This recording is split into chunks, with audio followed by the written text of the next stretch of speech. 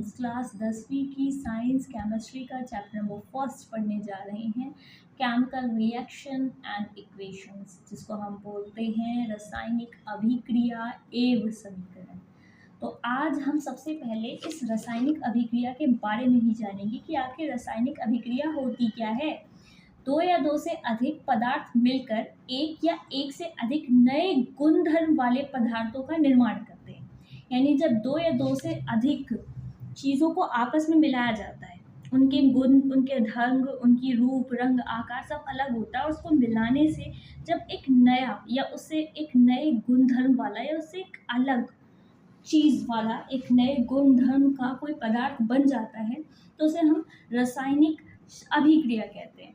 और एक चीज़ ये भी याद रखना कि रासायनिक अभिक्रिया जो है ये भौतिक विधियों के कारण कभी पलटी नहीं जा सकती या उलट नहीं हो सकती। भौतिक परिवर्तन आपको पता होगा, आपने पढ़ा होगा क्लास 9 में, कि ऐसी चीज़ जो पहले जिस अवस्था में थी उसे वापस वैसी अवस्था में नहीं किया जा सकता।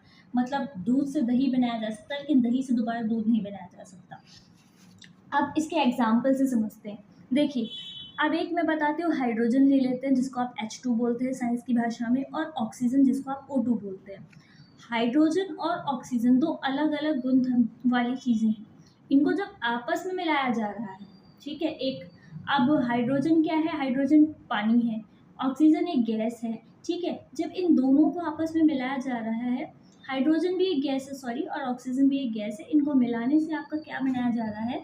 इसको मिलाने से बनता है आपका वाटर, जिसको H2O बोला जाता है। हाइड्रोजन भी गर्म होती है, ऑक्सीजन भी गर्म मिजाज की होती है, लेकिन दोनों गर्म चीज़ को मिलाने से बन क्या रहा है? जल, यानी कि ठंडी चीज़ बन रही है। तो यानी कि दो या दो से अधिक पदार्थ को मिलाया जाए और एक या एक से अधिक नए गुणधर्म वाली कोई चीज़ बन जाए, उसे क्या कहते हैं? उसे हम रासायनिक अभिक्रिया कहते हैं। अच्छा, रासायनिक अभिक्रिया में शामिल क्या क्या होता है? देखिए, सबसे पहली बात, इस पे अवस्था में परिवर्तन हो जाता है, यानी कि वो पहले जैसी थी वैसी अब नहीं दिखती, अब चेंज हो जाती है। चाहे आप शेप या साइज़ या कलर की बात कर लीजिए, उसका रंग में परिवर्तन हो जाता है, उसके तापमान यानी टेम्परेचर में परिवर्तन होता है कि वो पहले ठंडा था अब गर्म हो गया, गर्म था तो ठंडा हो गया, और उसमें से गैस का उत्सर्जन होने लगता है। गैस उत्सर्जन का मतलब कि जब भी किसी नए चीज़ को या केमिकल रिएक्शन को आप एक दूसरे के साथ मिलाते हैं, तो आपने देखा होगा उसमें भाप उत्पन्न होती है, तो मतलब उसमें से एक नई गैस का उत्सर्जन होता है, एक नई गैस निकलती है, ठीक है। अब एक चीज़ और याद रखनी है कि अगर अम्ल धातु के साथ, कोई भी अम्ल धातु है, एसिड वाली चीज़ है, एसिड मेटल है, तो उसके साथ H2, अगर किसी भी अम्ल के साथ किसी धातु को मिलाया जाए, एसिड के साथ कोई भी धातु मिलाई जाती है, तो उसमें से हमेशा हाइड्रोजन गैस निकलती है। ये बात पता होनी चाहिए थी। अच्छा, अब बात कर लेते हैं कि भाई ये रासायनिक अभिक्रिया क्या हम दैनिक जीवन में भी इस्तेमाल करते हैं या नहीं करते हैं? तो बिल्कुल करते हैं। दैनिक जीवन में कैसे करते हैं उसके बारे में जान लेते हैं। देखिए, आपने देखा होगा भोजन पाचन सिस्टम जो होता है, अब आपके शरीर के अंदर खाना जाता है, पचता है, तो उसमें से भी कुछ ऊर्जा निकलती है, कुछ गैसेस फॉर्म निकलती है, तो वो क्या हो जाती है? वो भी आपकी रासायनिक अभिक्रिया है। आप श्वासन लेते हैं, सांस लेते हैं, ठीक है, रेस्पिरेटरी सिस्टम होता है आपका, अंदर सांस जाती है बाहर आती है, तो आप ऑक्सीजन को लेते हैं अंदर, कार्बन डाइऑक्साइड को बाहर निकालते हैं, तो वो भी इसी रासायनिक अभिक्रिया का एक हिस्सा है। लोहे पर आपने देखा होगा जंग लग जाती है, रस्टिंग ऑफ आयरन हो जाता है, आयरन के ऊपर जंग का लगना, रस्ट हो जाना, ये भी रासायनिक अभिक्रिया है। दही, दूध, मतलब दही बनाना, यानी दूध से दही बनाया जाता है, तो ये भी एक रासायनिक अभिक्रिया ही मानी जाती है। उम्मीद करती हूँ ये चीज़ आपको समझ आ रही होगी। अच्छा, रासायनिक अभिक्रिया में दो पार्ट होते हैं, ये आपको पता होना चाहिए। एक होता है अभिकारक और एक होता है उत्पाद।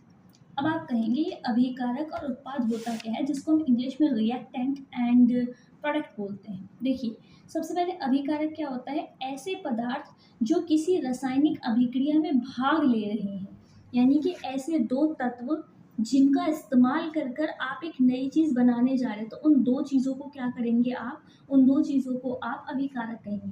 जैसे मैं कह सकती हूँ कि भाई मुझे एक रेड कलर लेना है और एक येलो कलर लेना है, और उससे मिला के मुझे शायद ऑरेंज कलर बनाना है, तो रेड और येलो ये दोनों मेरे लिए क्या है? अभिकारक हैं। और इससे बनेगा क्या, ऑरेंज कलर बनकर आएगा, तो मैं उस कलर को उत्पाद कहूँगी जो बनकर आने वाला है। यानी उत्पाद का मतलब होता है ऐसे पदार्थ जिनका निर्माण रासायनिक अभिक्रिया के द्वारा होता है, उसे क्या कहा जाता है, उसे हम लोग कहते हैं उत्पाद। अच्छा, एग्जाम्पल से जैसे हमने किया था कि H2 प्लस O2 और फिर एरो और आपका आंसर आता है H2O, यानी कि H2 हाइड्रोजन और O2 यानी ऑक्सीजन, ये दोनों आपके लेफ्ट साइड में लिखे जाते हैं, इसीलिए इसको अभिकारक कहा जाता है क्योंकि इनका इस्तेमाल किया जा रहा है रासायनिक अभिक्रिया को करने के लिए। उसके बाद आपके जवाब में निकल कर आता है H2O जिसको आप वाटर कहते हैं। तो जो जवाब निकल कर आया है उस जवाब को राइट साइड में दिखाया जाता है और उसे हमेशा उत्पाद कहते हैं। लेफ्ट साइड में अभिकारक हमेशा लिखे जाते हैं और राइट साइड में हमेशा आपके उत्पाद लिखे जाते हैं।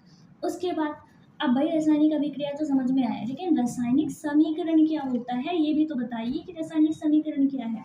देखिए, रासायनिक समीकरण की अगर मैं बात करूं तो रासायनिक अभिक्रिया को रासायनिक समीकरण द्वारा निरूपित किया जाता है, यानी इसी के माध्यम से ये प्रक्रिया की जाती है। रासायनिक समीकरण के अभिकारकों और उत्पादों में पदार्थ के प्रतीक, जिसको आप सूत्र या चिन्ह भी बोलते हैं, इनका इस्तेमाल किया जाता है। जैसे कि आप जब भी कोई प्रोसेस करते हैं, रासायनिक अभिक्रिया करते हैं, तो उस रासायनिक अभिक्रिया को करने के लिए आप साइंटिफिक चिन्ह दिखाते हैं।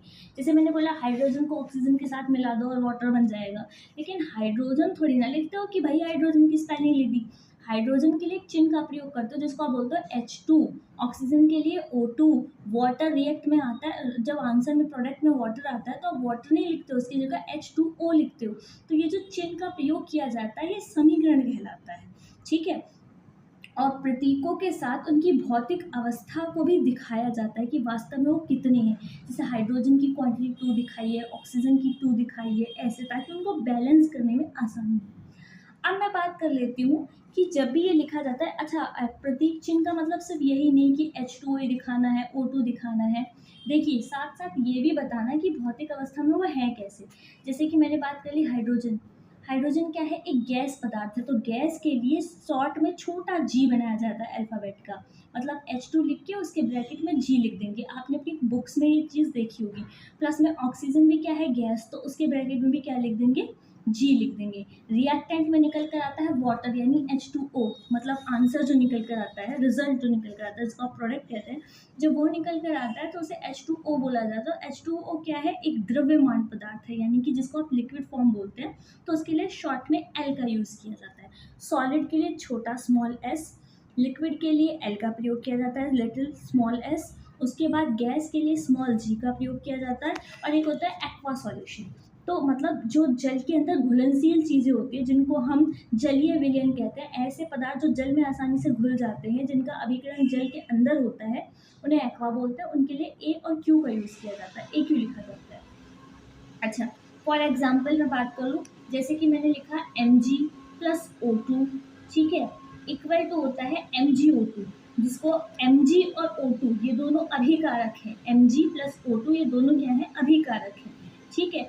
और जब इनको मिलाया जाता है तो इनसे MgO बनता है, जिसको आप मैग्नीशियम ऑक्साइड बोलते हैं।